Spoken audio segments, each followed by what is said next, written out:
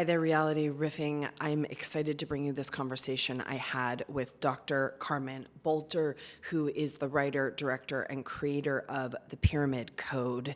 She has a fascinating story about her connection, her reincarnational connection to Egypt and the mystery schools there, her spiritual teacher, who is an original wisdom keeper of all sorts of Egyptian secrets, wisdom secrets, and really rails against the Egyptologists' modern canon of history and the way that all of these kind of historical concepts and eras are spoken about, and what each of these historical places, monuments, these power places actually do.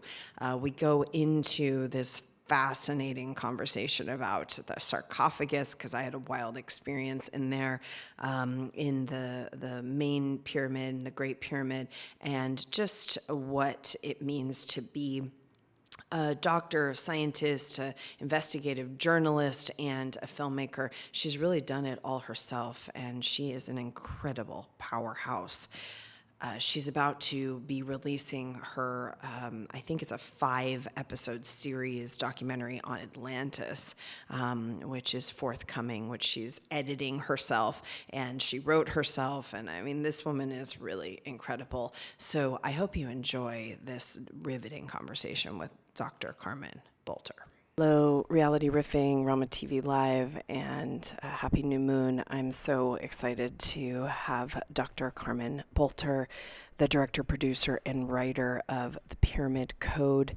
If you haven't seen it, you need to put it in your queue. It's life-changing, and it's on Netflix.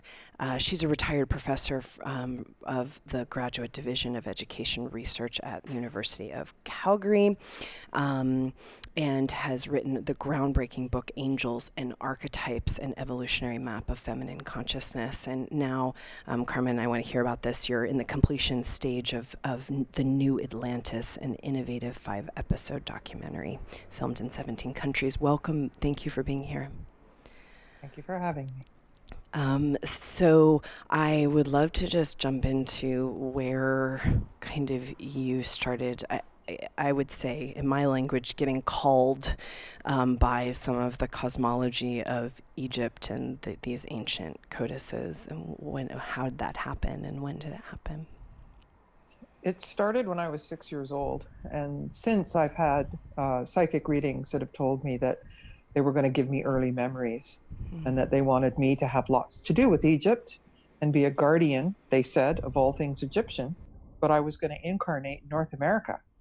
So there I was at the incarnational table. And so I had a psychic reading, and they mentioned that, and they said that Spirit wanted me to be a guardian of all things Egyptian. Those are their words. But I was going to incarnate in North America. So I started arguing with the Ascension Masters, like, how's that going to work? And they didn't know what to say. It was really quite a moment. And then they said, we'll give you early memories. So there I was as a 6-year-old having visions of Egypt, not knowing what Egypt was or where it was. And then I heard, don't tell anyone. Because I figured, and then I played the movie of telling my mother, and I thought, no, that's better not to tell anybody. That was good advice. So I've been living with this my whole life. Wow. And when you went to school, did you right away feel like you had to start to study Egyptology or some version of the ancients? Well, in grade 1, I went to the library and got a costume book because I didn't know what these visions were, and turned the pages one by one until I came upon something that went, that's it. And it said Egypt. So I didn't even know that Egypt was on the African continent. And so it started there. And then when I was 11, I was patrolling my father's bookcase, and a book fell out, and it opened on a page with the Sphinx. And my first thought was, how close can you get to that? And then, of course, I'm retracting, going, who cares? Who's talking to you? Like, what's going on here? So I actually started reading everything in sight that I could find on Egypt when I was 11. Wow. Yeah. Mhm. I mean, this is something I think is true for many of us on a mission. It happens, very, very young. If you're paying attention, these things start to speak to you. So then you got into academia, and I'm curious how that went, because as your work is really about revealing the dissonance between a lot of the kind of story of history and what actually happened. How was that for you? Well, when I was in history class in grade 8, I just felt like I was going to pass out every time they talked about things. And I just felt really sick and I couldn't figure out why. And I really had to think about it. And I thought, well, the story's wrong. So I thought, well, again, how do you know that? Like lots of little arguments going on inside my own head. Um, so I decided I wanted to study all these things, but somewhere along the line, I was going to do the PhD in archaeology at the University of Calgary. I was invited by the dean to apply. And then I realized you have to toe the party line, you have to tell their narrative. So the only way I was going to be able to tell the real story was to have the credentials to do real research and keep my Egypt stuff going on and go around the back door. Yeah, yeah. And so you started. I mean, the pyramid code obviously is very famous part of your work, but what was before that? Because I always, it's easy to look at, where the things all of a sudden, it's on Netflix, but you had a huge body of work before that. Well, Angels and Archetypes is 10 years of research. Yeah. And so I was looking at the sacred feminine and goddesses, and I was studying feminine consciousness and goddesses, right the way through. I took world religions and philosophy and really quite a lot of different topics. I've got 4 degrees. And so, like the electives were always things to do with travel. And actually, I packed a little suitcase when I was 4 years old. I was going to run away from home. I just wasn't sure where I was going. And by the time I was 11, 12, I already knew I was going to Egypt the minute I had a chance. I had called the airlines to find out how much the tickets cost, and I was making 25 cents an hour, so figured it was going to take a little while. And I went there for the first time in 77. And that was just so moving because there were apparitions in my pictures, right? And so when I came back from Egypt and I took my camera to the store and the camera repair place, I said, "What's the matter with my camera?" They said, "Nothing." So I was already taking pictures of apparitions way back in 1977. Wow. So anything I could get my hands on, I was definitely looking to understand. But I also knew that careers didn't necessarily work with Egyptology. So I was just, researching everything I could and, trying to find a way to get a career quick so I could get away from my family. That's the truth. Mm-hmm. And how did you, I think this part of it is so interesting and important in terms of being a scholar and being in academia, and then somehow kind of working with the mystical experience and the mysticism and the magic and the kind of energetic parts of what was being called of you, these apparitions and this kind of thing. How'd you make sense of it? Well, in my first bachelor's, there was a humanistic psychology course taught by a man who I'm still in touch with. And he was studying and inviting us to do experiments on what isn't seen. So I was very curious about auric fields, and I had been to shows that had Carillion photography and that sort of thing. And so I started doing research if it was possible to teach people to see auras. And one of the things they said was if you go into a bathroom that has no windows and light a candle and look in diffuse awareness beside yourself, with the candle and no outside light, you could eventually see it. So I did this every day for 3 months. No, no, no. And then one day I saw it, and my first response was, "Oh, I've seen that before." But every day for 3 months, I was like, "No, no, I can't do it." So I thought, well, what would happen if I gave everybody a clipboard and they said that to be able to perceive an auric field, to have somebody against white Again, candlelight, relaxation.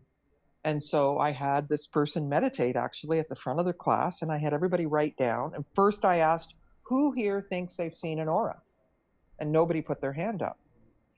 And then when it was over, I collected what people wrote, and 75% of them had seen it. Right. Because I set the conditions. So then I really started to think, well, are there devices that will measure the unseen? So I was all over this and did my master's thesis on visualization and the correction of the internal image, which led to the literature review on hypnosis and what devices and who did what. So, I mean, I was blending that because it is true, like biofeedback. Yeah. You know, if you've got the meter and your heart rate's going faster, then you can make it go slower by seeing that it's going faster. I thought, well, now we're on to something. Mm-hmm. So I stuck with that. Interesting. And when you started, so for 10 years you did this research for your book. And what kind of mystical experiences happened while you were researching on these feminine consciousness archetypes? You're making me smile. Liking your question. Okay. So when I finally was able to leave Canada and go on a trip by myself, my mother wanted to meet me somewhere, and she said, I'll pay for any kind of trip that little 2 weeks, I'll come with your aunt. And I said, okay, Greece.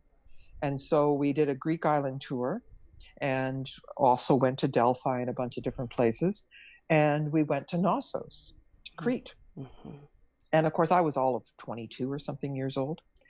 And we get to the sign, and it says the palace of King Minos. I'm like, king? Like all these arguments, like the voices were already there. Right. It's like, how is this a king? I mean, I knew it was goddess centered. Yeah. So my mother and my aunt were going around the museum, and I felt something just pick me up here by the scruff of my shirt. And I said, I'll be right back. Mm-hmm. And I found myself going up, up, up, up, and up. And I just went back to Knossos in October. Wow. And went up high and looked around, and there was nothing there. There was a beautiful view of the site. And I made myself a vow that I would keep researching until I found out what brought me to that spot. And so, so here's how it all started with angels and archetypes. There was the Southern Alberta Institute of Technology in Canada, and I was the director of the Women's Therapy and Research Center, and they wanted to send me 2 practicum students for 9 months, and I would supervise them, and they could research whatever I wanted. So they said, come up with a really good research question. So I thought about it for a long time, and my question was, what happened during matriarchy that gave way to patriarchy? That was the question. So here came these 2 young women, and I sent them off to the university library to look up things about feminine consciousness and goddesses. And they came back with long lists, and the journals that the articles were in didn't exist in the library. So then I did the research of figuring out where the Feminist Journals were. And it turns out it was in Montreal at Concordia University. There was the Simone de Beauvoir Institute Library. And so I drove to Montreal from Alberta with my son, and I put him in horseback riding camp. And I went to this library, and I just ate it and photocopied all kinds of things. And then, as it turns out, over coffee with my pile of photocopies, I came across a map of Knossos, and I knew exactly where the spot was. And it had been the sacred grove full of oak trees where the priestesses did their rituals. Yeah. Naked. Yeah.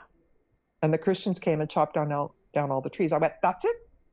So I knew that I was remembering something, and Spirit was trying to plug me into it. So that really fueled my fire. But that's the sort of thing, right? Yep. There's a site on Mallorca that I would love to take you to that is one of these sacred oak groves where the goddess rituals and traditions are very alive. But think, Crete is right across the Mediterranean. Yeah. Like we could get in paddle boats and get between the two places. Yeah. Yeah. Yeah. And I will. I'll take that under advisement. I will Yeah. come there with you. You're gonna love it. So, and then you started, I mean, a 10-year journey. What, anything else that came of that in terms of revelation? Because I do think at this time, just in current events and everything that's happening on the planet, the understanding what led these kind of pendulum from matriarchies to patriarchies and these big swaths of time, I think this is very important right now. Well, it is. And I think all the problems we're having are from extreme patriarchy. That's what's causing it all, really. Disconnection from nature, power over instead of empowerment. So yeah, I was pretty determined to find out everything I could about the goddesses. But then I saw that, you know, Artemis is Diana and Aphrodite is somebody else, and they give everybody different names. And I thought, if I'm writing this book, they've got one name. And who came along later to change their name and change the story and make Athena the goddess of war? I'm like, whoa, whoa, whoa, whoa, whoa, whoa. If a woman carries a baby, she doesn't want to go kill other people's babies. Like, Right. it just didn't make sense. Right. So then there was Maria Gimbutas, and older is deeper in archaeology. And so when they first, and archaeology only started in 1910. Yeah. At the same time as psychology started. So basically we had the old boys smoking cigars in the same speakeasies in England. Champollion, Darwin, all of them were contemporaries. Right. And they were coming up with the template of what they were going to, enforce upon students in education. And I really just questioned everything. And I think that's what we have to do. You know, there's the knowers and the believers. And, you know, if you're just believing, then it might as well be a religion or some kind of dogma. Yeah. And so I just didn't accept that, that our world made sense. So here's another example. I was raised Catholic, and I wanted to be an altar boy. My mother said, "Don't you get it, boy?" And I'm like, "Well, why can't a girl stand up there?" And so they laughed at me, and I went to the church to see if they'd change it, and I ended up getting a paper route and being a paper boy instead of an altar boy. But I was, and then, you know, we had to wear Kleenexes on our head because the women were supposed to wear hats. And I'm like, why do the women wear hats and the men don't? And how is a Kleenex a hat? You know? And then the Pope changed it and women didn't have to wear hats anymore. And I thought, well, if the Pope is God, how is the Pope, like, who's God? Right. If they can change the rule. So, I mean, I was 6 years old doing this. Yep. You know, literally, I was very busy when I was in grade 1. Yep. And you know, not much. I just did a panel with some women who are really, you know, trying to push forward feminism in the Catholic Church, and not much has changed. I mean, it's pretty crazy. Some things have changed, but so we get in. I'd love to talk about the Pyramid Code. How long did it take you to make the Pyramid Code? 5 years, probably. Yeah. And while you were making it, how much? I mean, we were just in Egypt. We just took a bunch of people to Egypt. Literally, we got back into the country right before the lockdowns in March, and I mean, it was really difficult maneuvering some of the especially because we look a little weird and stuff. Some of the, you know, powers that be. Did you run into a lot of problems with the government and that kind of thing? Nope. I've figured out how to make myself invisible. Yeah. And I changed my name to Carmela. So Carmen Boulter wasn't anybody. Yeah. And I had my ideas, but I also met Hakim, the indigenous wisdom keeper. Yes. And right from the beginning, I thought the Sphinx was female, feminine. Mm-hmm. And no one else said that. And I'm like, well, I'm sticking to it. I think it's feminine. And so I was at the airport picking up women from my first group in 1996.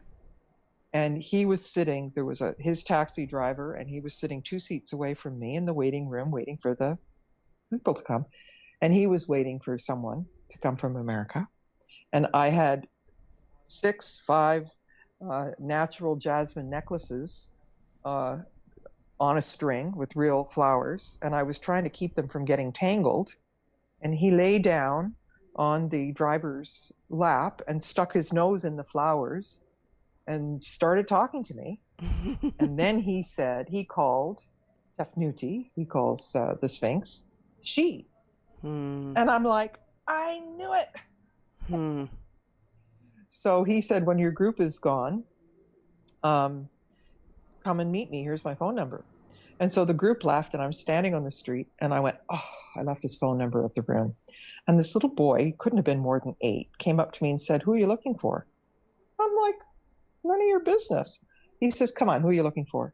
I said, Hakeem. He says, I know where he is. I'm like, oh, you don't. So he says, come with me. And we take a few steps. He says, I've got to tell my boss I'm leaving.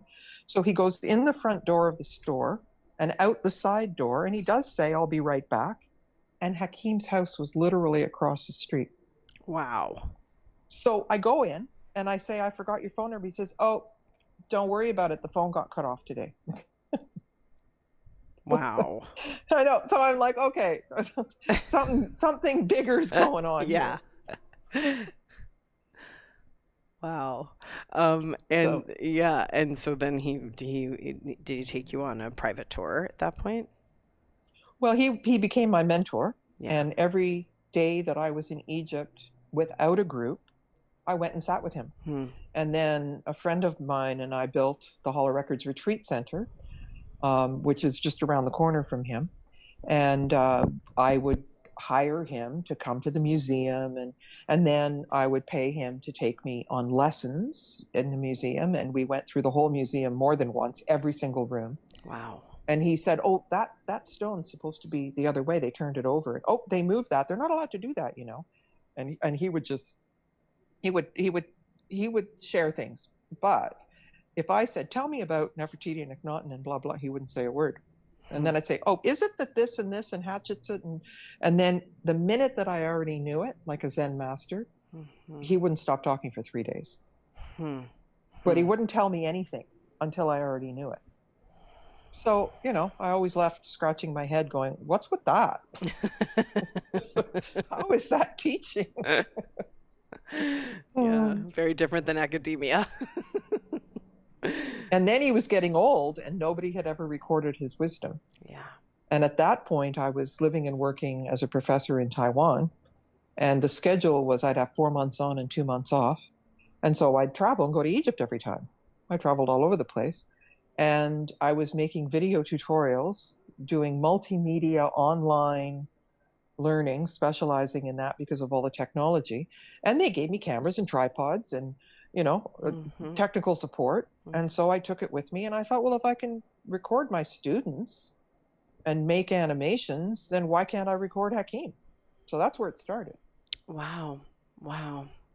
And was he reticent to kind of reveal some of the things he revealed in the Pyramid Code? No.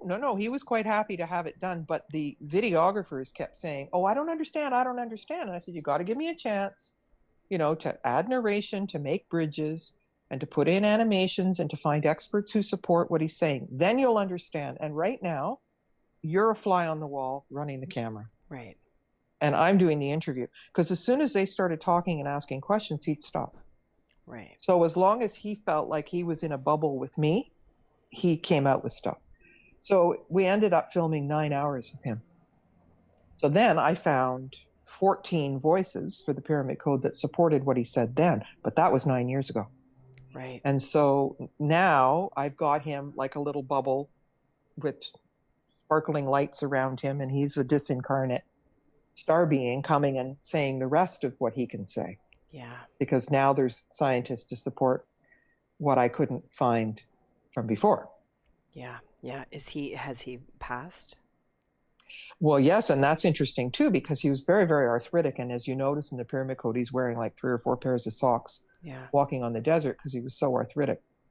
And he had also heard the Sound and Light show 54,000 times, 3 times a night for years, because his house was right by the speakers. Right. And he just, you know, between the arthritis and the Sound and Light show, it was just driving him nuts. And he wanted to leave. And so I had this sense of urgency. I had made an editing suite in my house. And I kept saying to the editor, is Hakeem in it yet? Because everything was laid down, the foundation, the music, the footage, the interviews, and Hakeem was going to be the cherry on the icing on the cake. And I get this sense of urgency that he had to be in. And the editor said, "Why do you care when he goes in?" Right? So another day, is he in? Is he in? So he says, "Okay, come here and watch." And he took the footage and he dragged it into the timeline. And I went, oh, 15 minutes later, I got an email from his family that he died 15 minutes before. He would not leave until he was in the timeline. Wow. And he was the one going, "Hurry up already, I gotta go." Wow. See, so this is magic. Yeah. It's the hypersynchronicity major. I mean, he's a total, every time he speaks, it's just like a transmission. He's speaking like, I mean, I know he's speaking English, or I mean, he's not speaking English because you translate it, right? Now I'm like, I can't remember. No. He studied in Europe. He was speaking in Scandinavia. That's what I thought. He was speaking English, but he was talking about the ancient Suf language that came down from the wisdom keepers that were his elders. Yes. So he was talking about the real words for things and how there's no word for death, and it goes on like that. Yeah. Because every time he would talk in those sections, it was like a total kind of transmission. Like it was really like intense. I've gone back and watched it many times. What did you while you guys were doing those interviews, what happened to you? I mean, do you feel like you got all sorts of stuff that you're still unpacking? No, because I'd been talking to him for years. Yeah. And what I got was irritated because the videographers didn't know what he was talking about, and it angered them. And I said, "You're just pushing buttons. Just make sure the sound is good, and you'll get to figure it out later, because this isn't your time, and this isn't about you right now." So I just felt like he was happy to get it out, and that he was to do this, and we had a deal, and we did it. Were the videographers were they offended by the kind of the narrative that he was putting out? No, they were offended by the fact that they couldn't get inside his brain, and then they stole the footage and wouldn't give it back, and the whole thing. Yeah. They, created a false contract and sold it to someone, and it's just like people don't have much integrity. But you got the footage back. Yeah, after I had to give a vanity credit, and all that stuff, and multiple legal fees and stuff. Wow. Yeah, I mean, you're always against this kind of force field when you're doing something as huge as the Pyramid Code. I mean, it really is, it goes into, I think, a space that obviously is just, it's been cloaked in so many different, for so many different years, for so many different agendas. A lot of the things that you brought to the forefront in the Pyramid Code. But the most common comment when people finish it is, "Oh, I knew that." Interesting. Interesting. Yeah, because it resonates so deeply as truth. So you're working on a project right now. How's that going? I mean, of course, I'm very interested in Atlantis. What got you to, besides the Egypt connection, what's kind of opened, and how'd you get into this new work? Well, of course, I was very interested, as I said before, in things you can't see. Yeah. And the first psychic reading I had, way back in 1971 or something like that, the first thing out of the guy's mouth was that I was on an evacuation committee when there was foreknowledge that Atlantis was going to sink. And we had to decide on this committee what to do to preserve the people and the information. Well, I was a kid. I came out of there going, what the heck is he talking about? But they were the words. And I have to say, I've spent my whole life chasing that one down. Now, at least with Egypt, the pyramids and the temples are there. Right. And I watched everything and read everything I could on Atlantis, and it seemed to have this same pattern of Plato said there were elephants and Santorini has no elephants, so it goes back into mythology. Well, how about that if Atlantis disappeared and sank, Santorini's still there? Like, people don't think through. And the other thing is that we project, and just the way you saw in the Pyramid Code, we're looking through patriarchal lenses, and so we can't see. And we know that academia does that sort of thing. So with Atlantis, oh, they were warring and they were mixing human DNA with animal DNA, and God thought they were corrupt, so God sent the flood. Mm-hmm. Well, I'm like, if corruption is causative of floods, shouldn't we be underwater now? Yeah, you know, exactly. Well, and the other thing is, if it was 60,000 years worth, at least, 2-3 processional cycles, you can't say everybody in San Francisco is, and you can't say Atlantis was warring and they had nuclear this and that, and it was just a big fight. No, that's us. That's what we do. Right. Right. And so I could see that the same pattern of people not thinking things through was happening. And one of the most powerful lines in the Pyramid Code was when Hakim says, it's not fair to deny, and it's going to be the sequel, it's 5 episodes again, and it's the same style. What if, could it be, what's this doing here? And how come that looks like that? So, like, it's weaving a sociocultural context and letting you decide, but using things that are real, right? So, there's a new series out on Atlantis about, first they were these, tall, blue-eyed beings, and then they came from here and there, and then these beings did this and said that. It's like, how is that verifiable? You don't know. You didn't meet the blue, tall being, and then he didn't talk to you. You know what I'm saying? Yeah. And so the only thing that I feel I can use is something real. Or triangulation, if a neurophysicist from the Philippines says something that, an astrophysicist says from Russia, and they say the same thing, and then I find it referenced somewhere else, then I can use it. Mm-hmm. Like, if it's coming from completely different places and it's saying the same thing, then I can use it.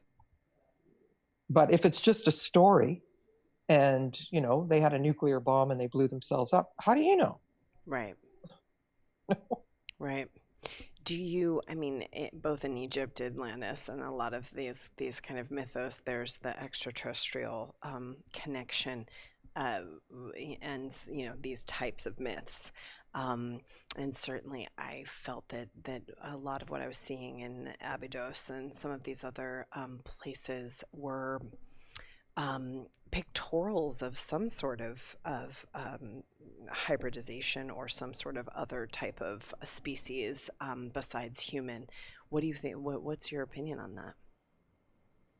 Well, when I read the question in your preamble, you didn't say Abydos in the question, and so to me, that's the trigger, because we talk about Osiris coming from Orion, Isis coming from Sirius, and I've got all kinds of research that I've done with Starry Night Pro about the extragalactic grid and how all that fits together with the pyramid fields.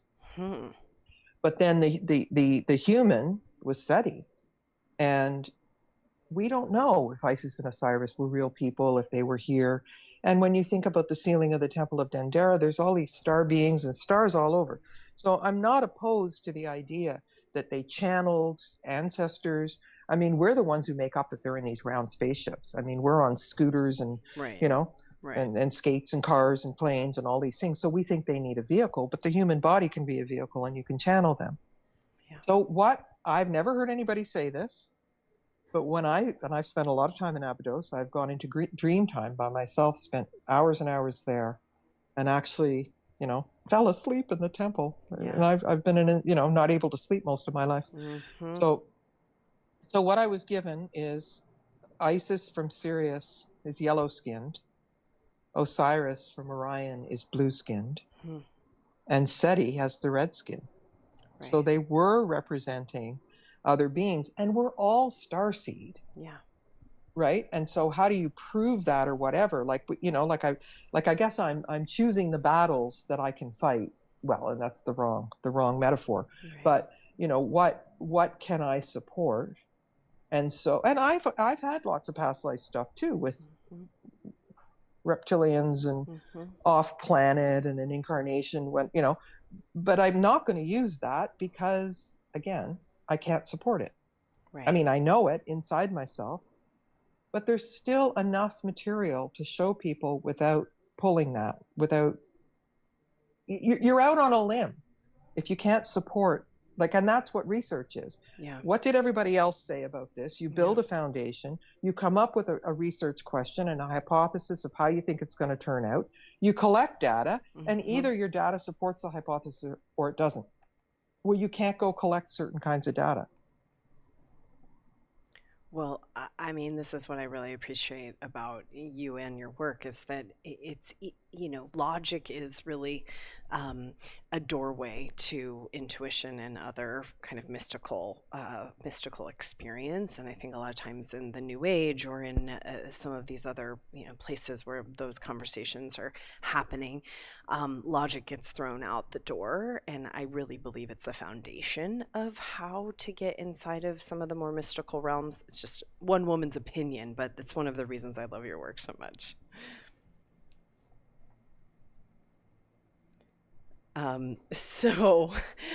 Anything else on Atlantis? When is this coming out, first and foremost? You're still working on it, right?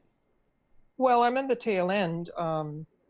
I've had various teams, and I've decided that the only way to finish it is to do it myself. I hear you. So I had to train in a new editing software program, which I've done, and I'm editing every day. And I've got a really, really, really superb soundtrack, original score by Glenn Grayson, who's brilliant. And it's coming. It's coming. My plan is to finish it by the end of the year. And right now, I'm a one-person show. I mean, that's so impressive that you're editing this.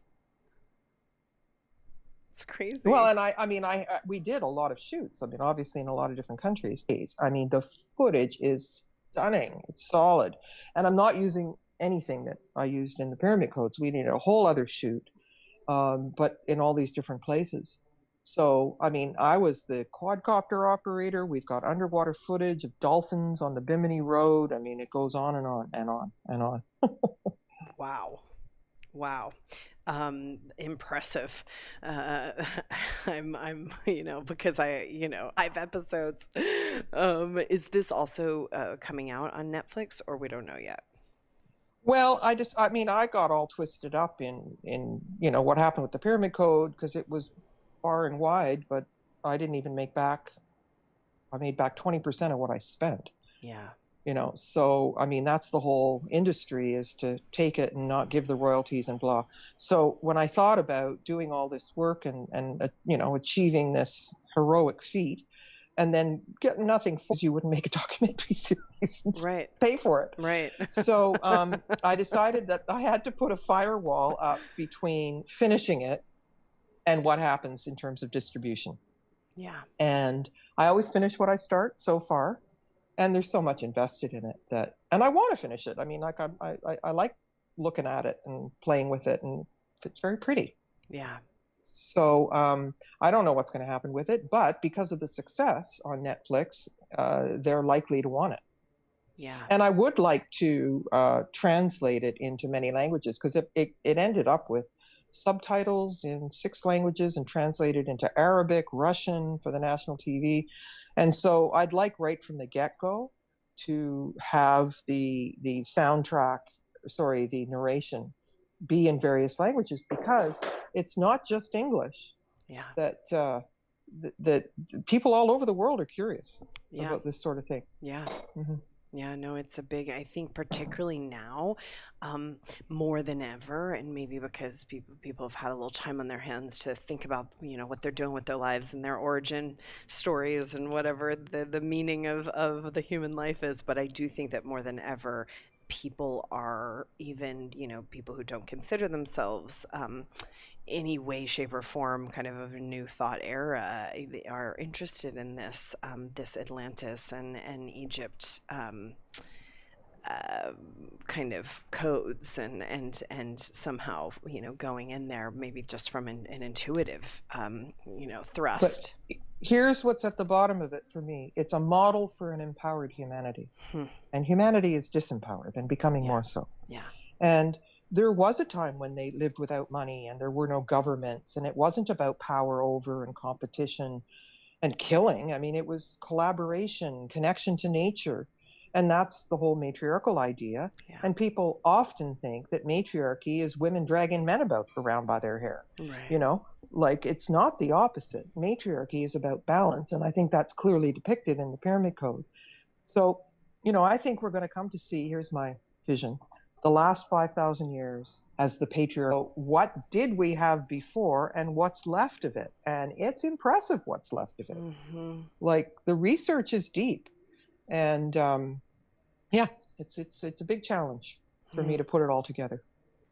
It's beautiful. I'm curious what I remember your teacher in the Pyramid Code talking some really interesting things about what sound, the different kind of technologies of sound. I'm very interested in sound as a technology, and I do believe that the ancients had very advanced technology around sound and what it can do both to consciousness but also maneuvering, the 3D.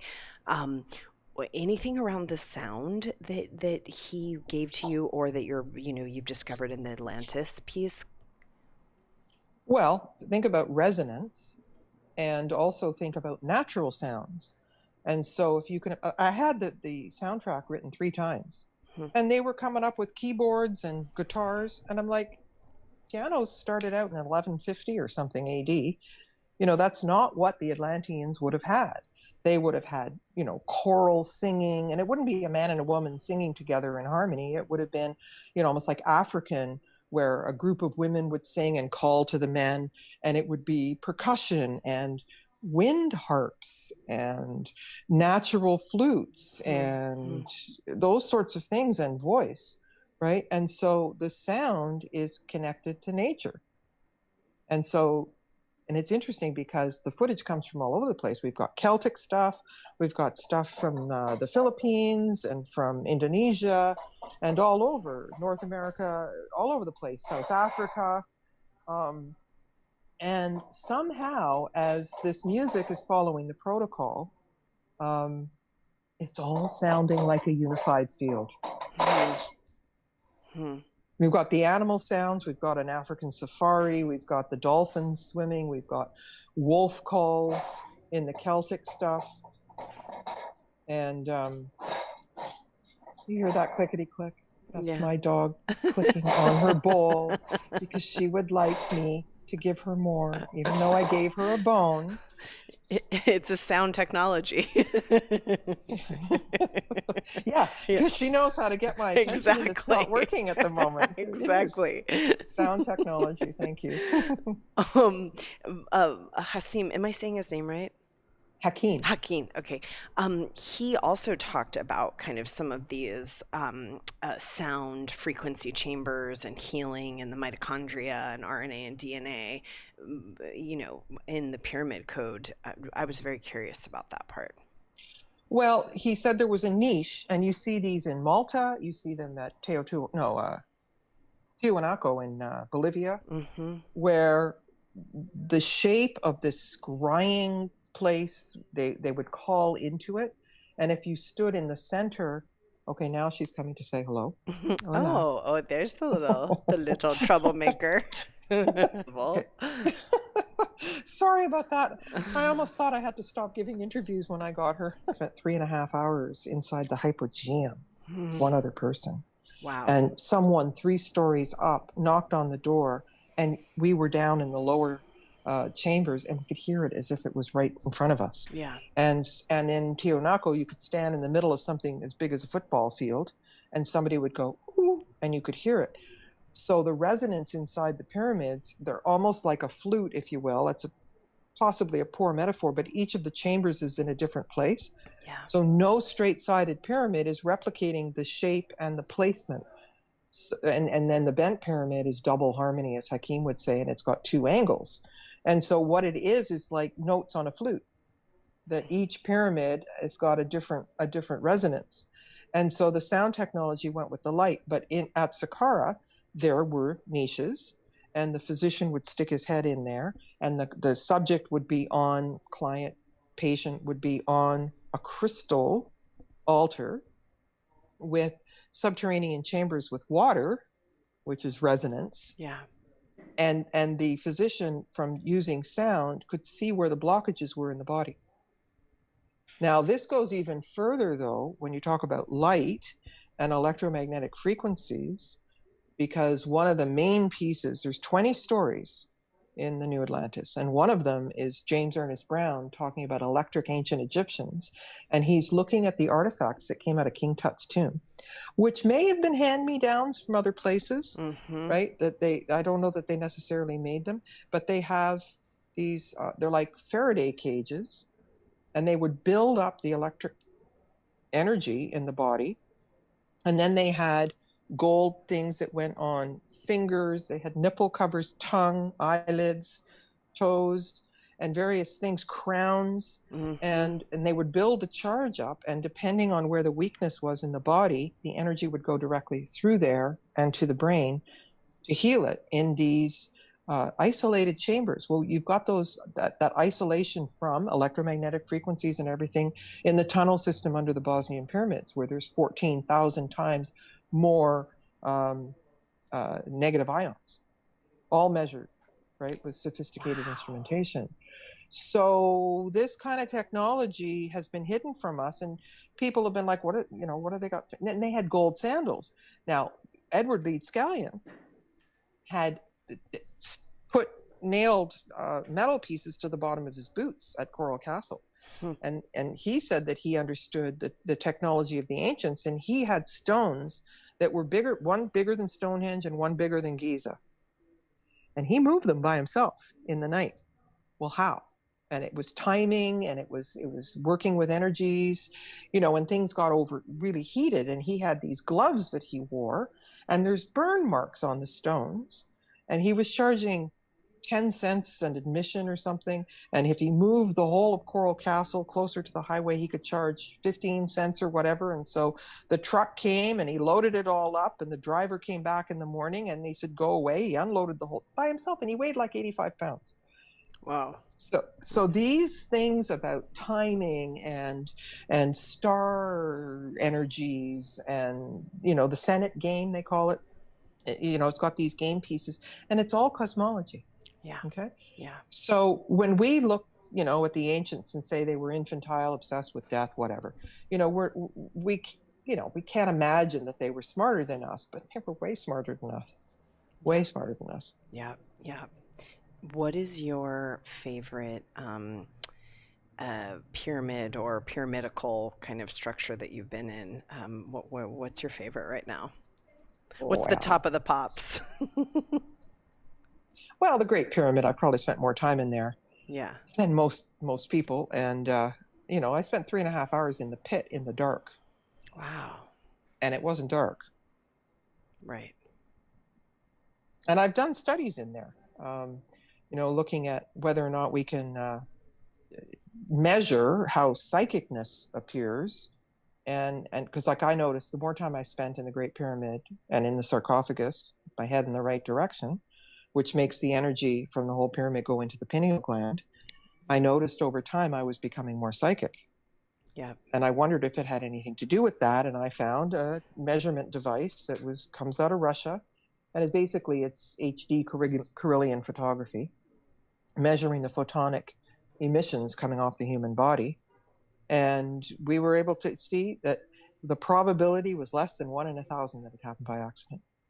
So I'm pretty tied into the energy of the Great Pyramid, and that's where, I kind of had my initiation with the pink and green apparitions when I was a kid. Yeah, yeah. So what way is the right way? Because we laid in the sarcophagus, and I had a very, very intense experience.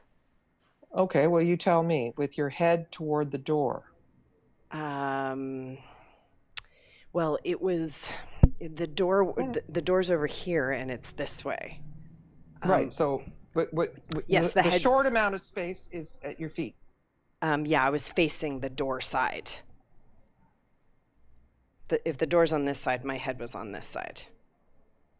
Okay, well, you probably can still have experiences, but it would have been more intense. If it was the other side. Your head goes toward the center of the chamber, because all of the energies are coming into your pineal gland. Well, I wonder, and there's only a short amount of space from your feet where the sarcophagus is. I wonder if they didn't move it, right? No. It's built right in. It's built and they couldn't in. have moved it in. They couldn't have put the sarcophagus in later. They had to build the chamber around it. Yeah, okay. It wouldn't fit through the door. From what I remember, although I was pretty altered because we were in there all night, is that the entrance was over here and the sarcophagus was this way. So it was your head toward the door. That's what I mean. Yes. So your feet. Yes. Well, that's it. That's what I'm trying to say. Yes. Because, I've asked a lot of people who didn't know about this work, who said they had amazing experiences, and then other people said nothing happened to me. And I asked every one of them, which direction was your head? Yeah. And the ones that nothing happened had their head, and they would not. You see, the thing is that why would you even be going with a group and spending the night in the pyramid? Because you have some kind of cellular memory. Yeah. And you would have gotten in the right way because you did it before. Right. But that's my best guess. I mean, that's very interesting because I, basically was in the sarcophagus, even though I physically got out of it. I was in it for another 8 or 9 hours once I physically got out of it. Well, and that's the thing. The energy keeps going. And that's why I did the study twice with hundreds of readings. And one of them was just a post-test the next day when we got back to the hotel. So I did a pre-test at the hotel. People were in the sarcophagus timed for 2 minutes. Mm-hmm. We had the device inside the pyramid running on battery and measured them.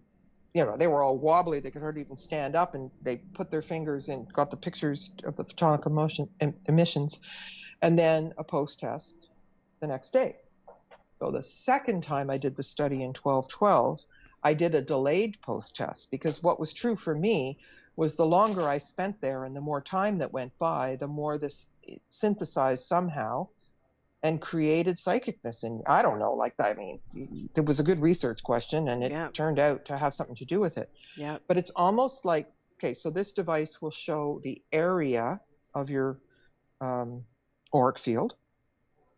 And if you have an experience that makes your field stronger and bigger, it can measure it. Mm-hmm. But then it has a algorithm that goes with the meridians, and it's looking at the robustness of your chakras and the alignment of them. Wow. And so when people are straight aligned with good, strong chakras, then there's an open channel. Right. Okay. But I say that the purpose of this sarcophagus has nothing to do with the tomb by any stretch of anybody's imagination. That's just what people believe because they're told that. Yeah. That they were using it for out-of-body experiences because they didn't have a word for death. Yeah. And so what they wanted, the initiates would do it one at a time, and they would practice leaving. But the trick is to return. If anyone who's had an out-of-body experience goes, oh, yippee, look, and they can see the aca cord. But then how do you get back in? Right. Easy. It's much easier to leave than it is to get back in. Yeah. That's my point. Yeah. It sounds like you're speaking as one who knows. Yes. So when people got in the sarcophagus looking at the individuals, it's almost like the chakras spread open, like a door opening, mm-hmm. so that the being could leave, right? And the alignment of the chakras inside the pyramid was spread out, right? Yep. But then when they integrated the energy, they came back in stronger. Hmm. And so there's really something about that. But because it was quantitative research, like qualitative is you go talk to the teacher, how's Johnny doing, talk to the mother and come up with, well, maybe he doesn't like math. And if we play music, he'll be better at math. Right. That's qualitative. Right. And that's usually where people researchers get their research question and their hypothesis about what their best guess. But when you do quantitative research, you've got so much data and coordinated with so many different variables that you're looking for the effect of a treatment. So you do a treatment, you do a no treatment at all. So you do a pre-test, mm-hmm. and then one group, nothing happens. One group goes and has the experience. Right. And then you do the post-test. And in the people who didn't have the experience, the pre-test and the post-test pretty much look the same. Right. So you're looking to see if what your treatment is the word does anything. Does it affect anybody? Right? Right. And then you do that through probability. So a weak probability is 5 in 100 Right. that it didn't happen by chance. 1 in 100 that it didn't happen by chance is moderate, but 1 in 1,000 that it didn't happen by chance is what you're looking for as a researcher. That you're saying unequivocally, this treatment had an effect that did not happen by accident. And when I plotted the data, the results and the probabilities on when the hair rises on your neck, you get a gut feeling and, and goose bumping, my friend would say. Mm-hmm. That means that there's something coordinating in your body to say yes, as opposed to even a pendulum or divining rods that go no, and nothing's moving with it. Yeah. So it's that kind of idea. So the biggest part about the study was, how can you get variables to measure that there's some kind of change? Right. And it did. It was really impressive. So as soon as I plotted the whole thing, I was getting on a plane to go to speak at the Hidden Mysteries thing in Bosnia with Dr. Sam. Mm-hmm. And I just sat at the computer crying when I saw what happened, that it was just so significant. Wow. That it really, really makes a difference. Wow. How amazing. I have one last question, which I'm just curious. I mean, I really felt a lot, but I don't have necessarily the best words for it. But I'm curious in terms of the Sphinx.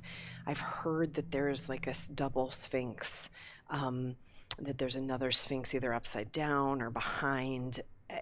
What about the Sphinx that you discovered and Hakim and all of your studies? If it really is a Leo marker and the precession of the equinoxes, and probably more than one precession, it lined up again in 10,400 or whatever. Yeah. And the zenith point. But if we just had a world flood, that's not when they would have built the thing. Mm-hmm. So if it's on the edge of the causeway, and there's a causeway, it's marking equinoxes and solstices, those causeways, then, and they say the Giza Plateau is a plateau. It's not a plateau. You've been there. It's not a plateau. It's all up and down and up and down. Yeah. So the other Sphinx, because of if it is what they say, because of the land, it would have been way lower. So it wouldn't be parallel structure. Mm-hmm. And so I got the same question like 5 times in one group, and I'd answer it, and somebody else would say, yeah, but somebody said there is. And I think that most of these people who make these kinds of claims never went to Egypt. Because if you've been there, and if you know anything about what they were trying to do and how everything lines up with the extragalactic grid and how the pyramids are, their sky-ground correlation, what do you need 2 for? 2 wouldn't make it a marker. It's like a needle on a north. Mm-hmm. Like would you have a better magnetic resonance if you had 3 needles and they're all pointing in different directions? Right. So I am a definite no. And why would it be upside down? And they even say there's an upside down pyramid, underneath the Great Pyramid, and it makes a Merkaba. Okay, while we're at it, there is a shallow triangle, if you will, underneath the Great Pyramid, but not an upside down pyramid, because the function of that is if there was a tsunami and there've been, and floods and there've been, what it does is it makes all the blocks get tighter. It's very clever. They slide toward each other. So it has nothing to do with a Merkaba, maybe an energetic Merkaba. Sure. But it has nothing to do with so when somebody says, oh, there's an upside down pyramid, oh, well, then there's an upside down Sphinx. Mm-hmm. I mean, people come up with the darndest things. And I did say in the Pyramid Code, with the crystal bowls, that no one's ever come up with anything that satisfies me, an explanation that satisfies me about what they're for. Oh my God. I was so sorry I said that. I got like crystal ball haters. Letters. Crystal ball haters. I got thousands of, I know what it is. Yeah. And they were all silly things. I mean, I did it on purpose just to see what, and we do know what they're for. Mm-hmm. But, Yeah, so people love to come up with theories, Yeah. and they love to repeat it and say that this is this and that is that. And honest to God, most of them never set foot in Egypt. Interesting. And how about like some of the empty chambers in the Sphinx? Do you think there's chambers in there that we The know? Sphinx or the pyramid? No, the Sphinx and the Sphinx. Well, I spent a lot of time inside the body of the Sphinx too. It was one of my pet obsessions. And Hakim, I mean, his house is like, if he sat on his balcony, the Sphinx would be on his shoulder. Huh. I mean, there was one building between, the Sphinx and his house. Yeah. Right? Yep. So, and as a school kid, when they didn't have the big wall around it, around the whole of the plateau and everywhere else, they would meet after school and run up the tail and get on the back plateau. Wow. I mean, after sunset, when the plateau closed, I'd come out and I would met bats and foxes and all kinds of stuff in there. Anyway, so now they've done a restoration on the inside of the Sphinx and the outside, and they've taken the energy away. And yes, there's chambers, and yes, they're blocked. And yes, it connects with the tunnel system, and there was a temple of Isis. And then our close personal friend, Mr. Zagat, Yeah. well, and then there's all these star chambers, I call them, that would do. They would do out of body experiences to go get star knowledge, and then there was a process for them to remember it and come back, and they'd have 3 days, 72 hours of isolation to remember what was going on there. So absolutely, but the energy is not what it was. Yeah. But it was like spiral energy, like it was really like a dimensional portal but it's been damaged. Wow. Interesting. I'm so happy. And after I went into the Sphinx, I never even once slept for 36 hours. I would download all these light codes, all this stuff, but I could not sleep. And I knew, after a while I started thinking, well, I don't know if I want to put myself through that. Yeah. And it was getting harder and harder to Yeah. get access. Yeah. It's always hard to get access, but Yeah. now it's darn near impossible to do Yeah. all this stuff. Yeah. Darn near. Yeah. Yeah. Wow, interesting. And are those other star chambers and portals, are they underneath where he paved? No, they're open to the plateau and they're full of garbage. So they're sealed from the inside of the chambers, and then plastic bags and junk falls in. But they're all over the place. Wow. There's lots and lots and lots of them. Wow. And they all connect to the chambers underneath, and the Nile would go right in front of the Sphinx's feet, right? And the water's percolating back up even now, because that's where the river was. And during the flooding of the Nile, notably July, but that has migrated time, all those chambers would fill up with water, and then they used them differently. And then as the Nile receded, they would dry out and they would use them differently again. And I know I said that was my last question, but now I want to ask you about Ephesus. Do you think that they moved it to basically kind of take it off the PowerPoint? Ephesus? I know that they had to because of there was issues, but didn't they move it? Am I thinking that? I don't know that. I know that there was a big earthquake there and in Greece recently, and it changed things. I don't get the sense that Ephesus was moved. You mean the temple to Artemis? No, I'm sorry. I'm talking about that Isis temple on the Nile. Am I saying the wrong name? Yeah. What is it Ephesus called? is the temple to Artemis Sorry, in Greece. Sorry, in Turkey. Yeah. Where is no. it? Turkey. Yeah. Kusadasi. No, It starts with an E though. What is that Isis temple that they moved? I think you're thinking of Elephantine Island. No, the island of Philae. Philae. Is Yes. the original island, and when they flooded the Nile, when they released the Aswan Dam, during the time when the Nile would flood, 3/4 of the Temple of Isis was filled with water. Right. Broke my heart to see those pictures. Oh my God. So they built another dam, and you can see now it's the island of Angelica where they moved it. That was a little higher. Right. They still call it the island of Philae, and you can see the black posts where they built another dam to cut the temple into pieces. I think it cost something like $80 million or something like that to move it. and took them 10 years just to move it. And even now, the papyrus, I mean, my whole house is full of Egyptian artifacts, as you can see one of them. The cut marks in the Temple of Isis are part of the papyrus now when you get the papyrus painted. So they had to move it because the engineers made a mistake. The only temple they knew was going to need to be moved was Abu Simbel. Right. And they gave them something like 3 months to cut the face of those big statues off. And I know the guy who was in charge of that, Dr. Moser, and he made me a big Hathor thing that they copied from the Temple of Hathor. Wow. Dr. Moses, he's a PhD in sculpting.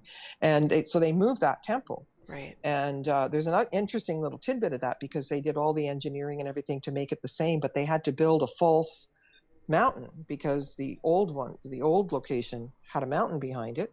So from the inside of that, it's like a spaceship in there holding up the thing. And on February 2nd and another day, the light of the rising sun would go in the other location. And now it's 2 days off. But you know why? It's not because the temple's in the wrong place. Oh. It's because the other side, where the sun rises, there's a hill. And if they cut a notch out of the hill, it would be in the right place. Right. But nobody's figured out that it's the hill in front that's making it 2 days late. Interesting. Wow. So, I mean, I definitely, we went to the island that was where the original Isis temple was. Like, they took us to the like what's left of that island, and it was very powerful. But then where it is now, I mean, you can just feel that it got, off the grid, basically. Scoliosis. The chakra system of the Nile had scoliosis, I say. Yeah.